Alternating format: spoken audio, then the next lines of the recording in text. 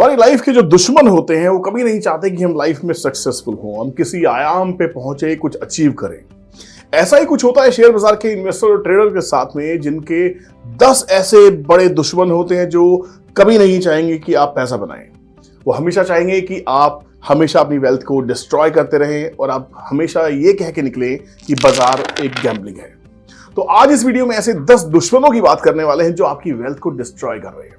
और आज अगर आपने इन दुश्मनों को ढूंढ ढूंढ के नहीं मारा, जैसे मोदी जी ढूंढ ढूंढ के आतंकवादियों का सफाई कर रहे हैं, वैसे ही अगर आपने इन दुश्मनों को नहीं ढूंढा तो शायद आप भी एक दिन यही कहते हुए कहेंगे कि भैया बाजार तो जुआ है, पहले भी मुझे कहा गया था और अभी भी मैं आपको कह के जा रहा हूं, इसमें मत आना दोबारा। तो आज मैं आपकी हेल्प करने के लिए आया हूं, आपके उन्हीं 10 दुश्मनों को ढूंढने के लिए जो आपकी वेल्थ को डिस्ट्रॉय कर रहे हैं, दीमक की तरह चाट रहे हैं, आपके दिमाग को स्पॉइल करके रखा हुआ है और आपको कभी भी एक वेल्थ क्रिएटर नहीं बनने दे रहे हैं। तो चलिए शुरू करते हैं और जानते हैं ये 10 मिथ कौन से हैं जो आपके पैसे के दुश्मन बने हुए हैं। सबसे बड़ा मिथ क्या है कि शेयर बाजार जुआ है। जी हां, आपको ये कहा गया है कि जुआ है, बट असल मायने में ये एक बिजनेस है। क्यों? क्योंकि शेयर बाजार एक ऐसी जगह है जहां पे हर कंपनी अपने आप को लिस्ट कराती है। जब कंपनी लिस्ट कराती है अपने आप को तो उसका एक ही मकसद होता है कि पैसा इकट्ठा करना है पब्लिक से, और उस पैसे का जो इस्तेमाल है कंपनी या तो अपने आप को ग्रो कराने में लगाती है या अपने डेट्स को खत्म कराने के लिए। और ये वो कंपनी होती है जो एग्जिस्टिंग किसी न किसी बिजनेस में होती है। सपोज कीजिए आपको गाड़ी खरीदनी है, आप गाड़ी में 20-25 लाख रुपए से कम की कोई गाड़ी आएगी नहीं, बट वही 25 लाख रुपए अगर गाड़ी बनाने वाली 3-4 कंपनीज में आप निवेश कर देते हैं तो अगर वो कंपनी की गाड़ियां बिकने लगेंगी तो शायद आपकी वेल्थ ऐसी क्रिएट हो सकती है कि उस प्रॉफिट से आप गाड़ी खरीद सकते हैं। बट अगर आपकी शुरुआत सिर्फ ट्रेडिंग से ही होने वाली है, आपके मन में यही आने वाला है कि भैया मुझे तो सिर्फ ऑप्शन ट्रेडिंग करनी है या डे ट्रेडिंग करूंगा, इंट्राडे ट्रेडिंग करूंगा, स्विंग ट्रेडिंग करूंगा और पैसा बनाऊंगा, दिमाग में पैसा बनाऊंगा, ये सोच अगर आप लेके आए हैं तो शायद आप गलत रास्ते पे है। तो बाजार गैम्बलिंग नहीं है, बाजार ट्रेडिंग नहीं है, बाजार इन्वेस्टिंग है। बाजार का मतलब है आप इस इंडस्ट्री को समझने के लिए आए हैं, इस मैक्रो इकोनॉमिक्स को समझने के लिए आए हैं, उस थीम को समझने के लिए आए हैं जहां से रियल वेल्थ क्रिएट होगी। तो बाजार गैम्बलिंग उन लोगों के लिए है जो सिर्फ ट्रेडिंग को दिमाग में रखते हैं, सिर्फ ये सोच के आते हैं मुझे सैलरी अर्न करनी है, मैं जॉब छोड़ना चाहता हूं, मुझे 10,000, 20,000, 50,000 की मेरी सैलरी है और कुछ पैसा मैंने बचा के रखा हुआ है, उस पैसे से मैं ट्रेडिंग करूंगा और हर महीने अपनी सैलरी तो निकाल ही लूंगा। जब तक आप इस दुश्मन की गिरफ्त में हैं, आपका पैसा डिस्ट्रॉय होगा, आपकी वेल्थ डिस्ट्रॉय होगी, आपकी सोच डिस्ट्रॉय होगी। तो आपको क्या करना है? आपको बाजार को बिजनेस के तरीके से देखना है, क्योंकि यहां पे दुनिया भर के बिजनेस लिस्टेड हैं, कुछ देश में, कुछ विदेश में। आईटी कंपनीज यहां भी लिस्टेड है और वहां भी लिस्टेड है। अगर आप थीम समझ रहे हैं, आप ये समझ रहे हैं कि हमारे देश को किस चीज की जरूरत है, हर उस कमोडिटी को, हर उस प्रोडक्ट को, हर उस सर्विसेज को, अगर आप इस तरीके से सोचते हैं कि हाँ इसकी जरूरत मुझे तो है ही है, मेरे देश को भी है, तो शायद आप वेल्थ क्रिएट कर पाएंगे। तो पहला दुश्मन है ये सोच कि बाजार जुआ है। उम्मीद करता हूं इस दुश्मन को आप इस वीडियो के बाद में किल कर देंगे। अब दूसरा दुश्मन क्या है? दूसरा दुश्मन ये कहता है कि भैया आपको बहुत सारा पैसा चाहिए पैसा कमाने के लिए। हमने हमेशा सुना है कि पैसा पैसे को खींचता है। जी हां, ये सच भी है, ये आधा सच है। क्यों? आज अगर गोल्ड की बात करें तो भैया 1 लाख रुपए गोल्ड का रेट हो गया है। प्रॉपर्टी खरीदने जाएंगे तो करोड़ों रुपए की प्रॉपर्टी आती है। बट वहीं पे अगर आप स्टॉक्स में निवेश करना सीखना चाहते हैं, किसी भी बिजनेस को स्टार्ट करने के लिए उसको पहले आपको सीखना चाहिए, और सीखने के लिए आप सिर्फ 100 शेयर से स्टार्टिंग कर सकते हैं, 100 रुपए से स्टार्ट कर सकते हैं, 10,000 से स्टार्ट कर सकते हैं। सीखने के लिए वेल्थ क्रिएशन की जर्नी में जाने से पहले आपको इस बिजनेस को समझना पड़ेगा। शेयर्स क्यों चलते हैं, शेयर्स लिस्ट क्यों होते हैं, कंपनी क्यों अपने स्टॉक्स को लेके आई है, आईपीओ के माध्यम से लेके आई है, सेकेंडरी मार्केट में उनको लिस्ट क्यों कराया गया है, उसमें ट्रेडिंग क्यों चल रही है, क्या वजह है एक शेयर बढ़ता है, क्या वजह है शेयर गिरता है, किसी न्यूज का इफेक्ट किसी कंपनी के शेयर प्राइस पे क्यों होता है, कैसे होता है, और वो स्टॉक कब सपोर्ट लेगा, कब रेजिस्टेंस जोन में जाएगा, कभी बैंक जोन में आएगा, कभी वो सप्लाई जोन में आएगा। जब तक आप इन जार्गन्स को समझते नहीं है, इन टेक्निकलिटीज को समझते नहीं है, बाजार आपके लिए जुआ रहने वाला है। आपको हमेशा से लगेगा कि मेरे पास 1 करोड़ होते, 10 लाख रुपए होते तो शायद मैं ये कर लेता। जी नहीं, आप सिर्फ 10,000 रुपए, 1,000 रुपए से शुरुआत कर सकते हैं। एसआईपीज में अगर आप आते हैं तो 250 रुपए महीना, 500 रुपए महीना, 1,000 रुपए महीने से आप एसआईपी शुरू कर सकते हैं। तो अगर आप बाजार में आ रहे हैं तो आपकी शुरुआत बेयर मिनिमम से होनी चाहिए, एक ऐसे रिस्क कैपिटल से होनी चाहिए जो आप अफोर्ड कर सकते हैं लर्निंग के लिए। बिल्कुल वैसा ही है, आप स्कूल जाते हैं, 12वीं क्लास तक आप स्कूल को फीस देते हैं, तब आपको 12th पास कहा जाता है। एग्जाम देना पड़ता है, उसके बाद आप 12th पास होते हैं। अगर आप फ्लंक करते हैं, फेल करते हैं, फिर से क्लास को रिपीट करना पड़ता है, तो फीस आपकी माफ नहीं होती। तो बाजार में भी सीखने के लिए आपको एक फीस लेके आनी है। या तो किसी एकेडमी में जाइए, किसी ट्रेनर से ट्रेनिंग लीजिए, किसी इंस्टीट्यूट से सीखिए। नहीं सीख सकते, अफोर्ड नहीं कर सकते, बाजार से बड़ा टीचर नहीं है आपके लिए। बाजार में पैसा लगाइए, स्ट्रैटेजीज पे काम कीजिए, स्ट्रैटेजीज पे स्टिक कीजिए, रिस्क रिवॉर्ड रेशियो को तय कीजिए, तब जाके पैसा बनेगा। और आप ये बेयर मिनिमम छोटी सी कैपिटल के साथ भी कर सकते हैं। तो दूसरा दुश्मन है आपका ये सोच कि आपको बहुत सारा पैसा चाहिए। तीसरा बहुत ही खतरनाक दुश्मन है आपका कि मैं तो भैया बॉटम पे खरीदूंगा और हाई पे बेच दूंगा। क्या ये करना इतना आसान है? अगर ये करना इतना आसान होता तो सभी के सभी करोड़पति बन जाते। किसी को नौकरी करने की जरूरत ही नहीं थी, पैसे की जरूरत ही नहीं किसी को। आपका जो भी अवेलेबल फंड है बॉटम पे खरीदिए, हाई पे बेचिए। कितना आसान है ये। शायद कुछ परसेंट लोग कर पाते हैं जो हाई स्किल्ड है, जिनके पास हाई कैपिटल है, जिनका रिस्क रिवॉर्ड तय है, जो पेशेंस के साथ काम कर रहे हैं, वेट करते हैं एक अपॉर्चुनिटी की, जब तक स्टॉक उनकी टेरिटरी में नहीं आता उसमें निवेश नहीं करते। बट न्यूबीज क्या कर रहे हैं? यंग जनरेशन, जेनजी, अल्फा क्या कर रही है? उनको लगता है भैया मेरा रिस्क रिवॉर्ड रेशियो बहुत हाई है, मेरा रिस्क एपेटाइट बहुत हाई है और मैं जहां से लगाऊंगा पैसा वहीं से भागना चाहिए। और जब डिसीजंस आपके फेल होते हैं तब आप डिप्रेस होते हैं। तो ये संभव नहीं है कि हर बार आप बॉटम पे खरीदे और हर बार सेल करें हाई के ऊपर में। आपको जो भी इन्वेस्टिंग आप कर रहे हैं, जो भी कैपिटल आप बाजार में लेके आए हैं, आपको ये देखना है कि मुझे उस पर रिटर्न ऑन इन्वेस्टमेंट कितनी निकालनी है, कितने आरओआई पे मैं खुश हो जाऊंगा। मेरे को एक प्लान बनाना है, फुल प्रूफ ब्लूप्रिंट बनाना है कि मैं ये पैसा यहां लगाऊंगा, इस सेक्टर में लगाऊंगा, इतना पैसा रिस्क में लगाऊंगा, इतना हाई रिस्क में लगाऊंगा, इतना सेफ में लगाऊंगा। जब पूरा प्लान रेडी होगा तब आप बाजार में आएंगे। उस समय आपको हाई लो नहीं दिखाई देंगे, आपको सिर्फ एक अपॉर्चुनिटी दिखाई देगी जो कहीं भी आपको मिल सकती है। तो बॉटम पे खरीदना और टॉप पे बेचना आसान बिल्कुल भी नहीं है। इस दुश्मन को आज ही किल कर दीजिए। चौथा सबसे बड़ा दुश्मन पता है क्या है? आपको लगता है सिर्फ एक्सपर्ट पैसा बना सकते हैं। अब एक्सपर्ट कौन है? एक्सपर्ट बनने के लिए कोई क्वालिफिकेशन की रिक्वायरमेंट नहीं है। एक्सपर्ट वो है जो बाजार में एक सेटअप के साथ काम कर रहा है, एक स्ट्रैटेजी के साथ काम कर रहा है, डिसिप्लिन के साथ काम कर रहा है। और उससे भी ऊपर में ये सब होने के बावजूद भी आपका माइंडसेट है जो आपकी हेल्प करने वाला है। अगर आपके पास में सारा कैपिटल है, सेटअप है, सभी चीजें हैं, बट माइंडसेट नहीं है तो पैसा नहीं बनेगा। तो यहाँ पे एक्सपर्ट बनने के लिए आपको इस बाजार को सीखना पड़ेगा। एक्सपर्टीज के लिए कोई डिग्री नहीं है यहाँ पे कि भैया ये डिग्री मिल गई तो आप स्टॉक मार्केट के एक्सपर्ट हो गए। जो एक्सपर्ट है, कहा जाता है जो तैराक है वो समुद्र में डूब जाते हैं, उनको वहां तैरना नहीं आता। तो हर तैराक भी बाजार में डूबता है, एक्सपर्ट को भी नुकसान होते हैं। बड़े बड़े पोर्टफोलियोज को आप जाके देखिए, जो स्टार्ट पोर्टफोलियोज हैं, राकेश झुनझुनवाला, विजय केडिया जी, अब इनके पोर्टफोलियोज को जाके अगर आप स्कैन करेंगे जो पब्लिक फोरम में अवेलेबल हैं, तो इनके भी बहुत सारे स्टॉक्स डाउन में हैं, नेगेटिव रिटर्न्स में दे रहे हैं। कुछ ही स्टॉक हैं जो बहुत आउट परफॉर्म करते हैं, जो इनके पोर्टफोलियो को आज का पोर्टफोलियो बनाते हैं, जिसको देख के आप और हम खुश होते हैं, अट्रैक्ट होते हैं, बट ये भी लॉसेस खाते हैं। तो आपको ये तैयार रहना पड़ेगा कि ये आसान नहीं है। अब पांचवी सबसे बड़ी गलती क्या होता है? लोग कहते हैं कि आपको सिर्फ ट्रेंडिंग स्टॉक्स खरीदने चाहिए। ट्रेंडिंग स्टॉक मतलब जिसके पीछे दुनिया भाग रही है, आपको वही खरीदना चाहिए। भेड़ चाल, दुनिया आईटी खरीद रही है, आईटी का बवाल हो रखा है, बहुत सारी न्यूज आ रखी है, हर तरफ आईटी की चर्चा हो रही है, आप भी आईटी में घुस जाते हैं। प्रॉब्लम ये हो सकती है कि आईटी का ट्रेंड जब शुरू हुआ था, या फॉर दैट से किसी भी सेक्टर का ट्रेंड स्टार्ट हुआ, आपने उस समय तो एंट्री की नहीं। हो सकता है आप ट्रैप में फंस रहे हैं और आप हाई पे खरीद के बैठ जाएं। हो सकता है कि आप ऐसे समय पे निवेश करें जब उसका डाउनफॉल स्टार्ट होने वाला हो सकता है वो ऐसा टाइम हो जहां बड़े इन्वेस्टर अपना पैसा पुल आउट कर रहे हो, पैसा निकाल रहे हो, बट आपको लगेगा कि नहीं यार अभी तो ट्रेंडिंग है, अभी तो बहुत बड़े ट्रेंड में है।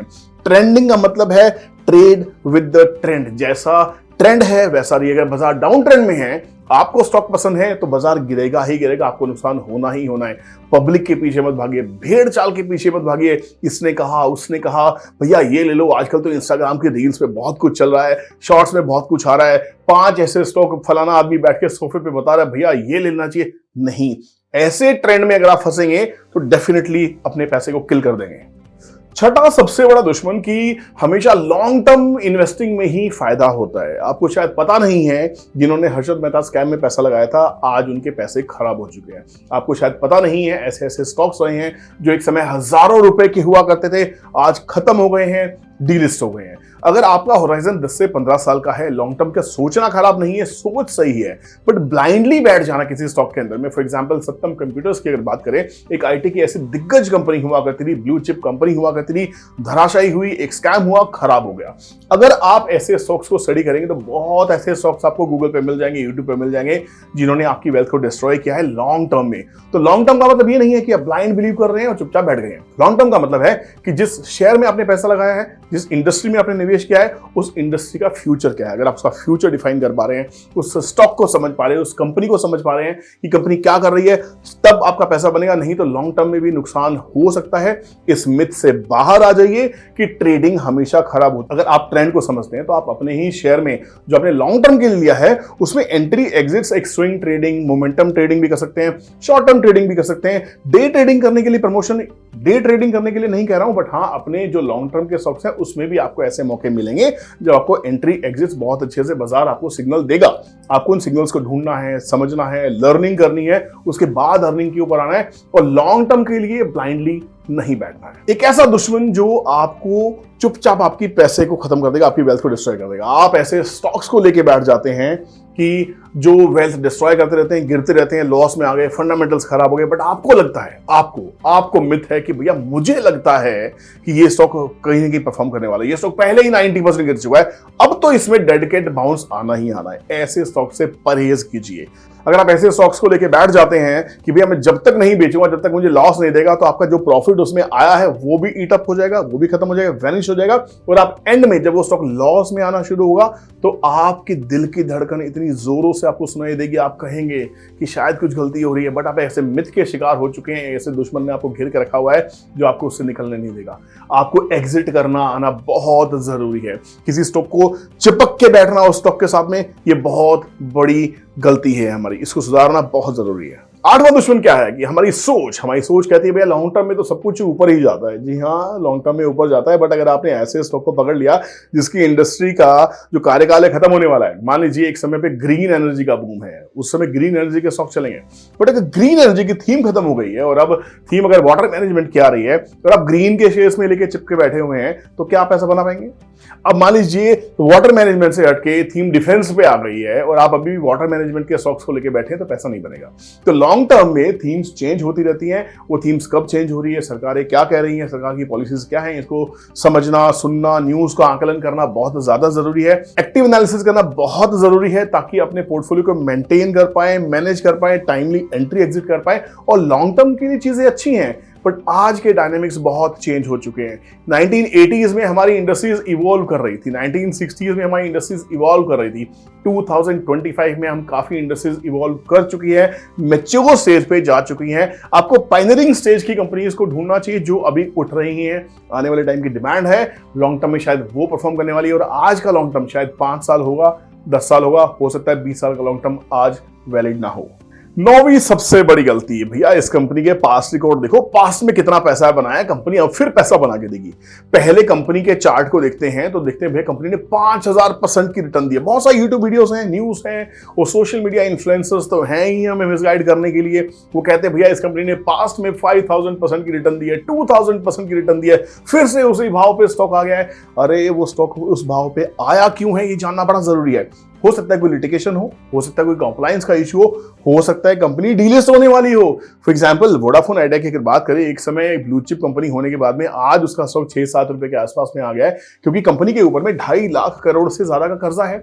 2.5 लाख करोड़ से ज्यादा के कर्जे का मतलब समझते हैं, मतलब कंपनी हर क्वार्टर में 60 से 70 हजार करोड़ का इंटरेस्ट पे कर रही है। क्या ऐसी कंपनी सर्वाइव कर सकती है? इसी तरह की बाइंग सेलिंग एडवाइस नहीं है, बट आपको ये एग्जांपल इसलिए कोट किया ताकि आप समझें कि लॉन्ग टर्म में भी शेयर्स खराब हो सकते हैं। आदित्य बिरला ग्रुप की कंपनी है वोडाफोन आइडिया, आने वाले टाइम में इस कंपनी का क्या हर्षद होगा, अच्छा होगा, बुरा होगा, उसको जानने के लिए आपको उसकी न्यूज के ऊपर में ध्यान रखना होगा, समझना होगा सरकार क्या कह रही है, समझना होगा टेलीकॉम इंडस्ट्री कैसे इवॉल्व कर रही है। एलोन मस्क हमारी कंट्री में आ चुके हैं, उनके आने से क्या वीक हैंड और वीक होंगे, क्या स्ट्रॉन्ग हैंड और स्ट्रॉन्ग होंगे, क्या कंपटीशन मिलने वाला है, कौन लाइन ऑफ कंट्रोल डिसाइड करने वाला है, ये देखना बहुत जरूरी है। तो पहले पास में उसने अगर अच्छा परफॉर्म किया है तो पुराने पास की परफॉर्मेंस आज की रिटर्न्स की गारंटी नहीं हो सकती। तो इसमें से बाहर आइए कि अगर पहले परफॉर्म किया है तो इस बार भी परफॉर्म करने वाला है। और 10वां आखिरी बट सबसे खतरनाक दुश्मन आपका, ज्यादा ट्रेड करूंगा तो ज्यादा पैसे बनेंगे, मोर ट्रेड्स मोर मनी। भाई साहब एक बात बताइए, अगर ट्रेड करना आता है, पेशेंस से ट्रेड करते हैं, एक अपॉर्चुनिटी की वेट करते हैं, तो शायद महीने में 1 या 2 ट्रेड ही बहुत इंपॉर्टेंट रहेंगे आपके लिए। डेली सुबह 9 से लेके 3:30 तक बैठ के बाजार की नौकरी करने की जरूरत क्या है? पूरे दिन में ट्रेडिंग किया आपने, मान लीजिए पहले ट्रेड में आपको पैसा आ गया, आप रिटर्न्स कमा लेते हैं, कुछ प्रॉफिट आ जाता है, इंट्राडे ट्रेडर की बात कर रहा हूं मैं, है ना। तो यहां पे आपको लगता है यार मैंने तो बाजार के खुलते 10 मिनट के अंदर में 5,000 रुपए बना लिए, तो मैं पूरे दिन बैठ के शायद 50,000 आज बना लूंगा। और कोई एक ऐसा दिन होता है, शायद आपकी किस्मत आपका साथ दे कि आप 5,000 से 50,000 पे पहुंच जाए। वही गलती है, वो आपके ताबूत में एक कील ठोकने के बराबर है। नेक्स्ट टाइम आप इस मिथ के साथ में आने वाले हैं कि कल मैंने 50,000 बनाए थे, मेरी तो सैलरी महीने की 50,000 रुपए है, तो 50,000 को सीधा, दिमाग है ना घोड़े की तरह दौड़ता है, लाइट और साउंड की स्पीड से ज्यादा तेज हमारा दिमाग दौड़ता है। वो कहता है 50,000 आज बनाए हैं, 20 दिन से मल्टीप्लाई कर दो, अरे भैया मैं तो लखपति हो गया। और साल भर में करोड़पति के सपने, आपको बड़ी गाड़ियां सपने में आने लगती है, बड़ा घर आपको दिखाई देता है, लाइफ स्टाइल चेंज हो जाता है, क्योंकि आपने यूट्यूब पे और सोशल मीडिया पे बहुत लोगों को बड़ी बड़ी गाड़ियां, बड़े बड़े घर एक्सचेंज करते हुए देखा होगा। क्या वो संभव है? जी नहीं। तो ज्यादा ट्रेड करने से आपकी सबसे बड़ी कैपिटल कहां घटती है? टैक्सेस में, ब्रोकरेज में, है ना। वो तो आपको पता ही नहीं है। हो सकता है जो सोशल मीडिया इन्फ्लुएंसर को देख के आप इन्फ्लुएंस हो रहे हैं, उसने 10,000 पे रोज बना के दिखा दिए, पर क्या उसने ये बताया कि कितनी कैपिटल से काम कर रहा था? क्या उसने ये बताया कि इसमें टैक्सेस कितने लग गए? क्या उसने ये बताया खर्चे कितने चले गए, ब्रोकरेज कितनी चलेगी? हो सकता है 10,000 के प्रॉफिट में 7,000 के खर्चे चले गए हो, मात्र 3,000 बनाए हो। या ये भी हो सकता है कि 10,000 रुपए कमाने के लिए उसने इतने ट्रेड डाल दिए हों कि वो 7,000 के लॉस में बैठा हो सिर्फ खर्चों की वजह से। तो ज्यादा trade is not at all A guarantee of high returns. दोस्तों ये 10 दुश्मन हैं जो आपको अभी अपनी ट्रेडिंग और इन्वेस्टिंग से बाहर निकालने हैं, चुन चुन के ढूंढना है। बैठिए, go and sit back and find out कि आपके पुराने लॉसेस आपके किस दुश्मन की वजह से हुए थे। और आप अगर अपनी गलतियां आइडेंटिफाई कर पाते हैं तो कमेंट सेक्शन आपके लिए खुला हुआ है। बताइएगा कि आपके पास्ट के लॉसेस क्यों हुए, किस दुश्मन ने आपको घेरा था, कहां कौन सी चोट आपको पहुंचाई थी। ऐसे इंफॉर्मेटिव वीडियोस के लिए आप हमें फॉलो करके रखिए। चैनल पे नए हैं तो चैनल को सब्सक्राइब कीजिए, बेल नोटिफिकेशन ऑन कीजिए, ताकि कंटेंट कभी भी आपसे मिस ना हो। और आपकी सजेशंस के लिए कमेंट बॉक्स खुला हुआ है। See you next video, take care.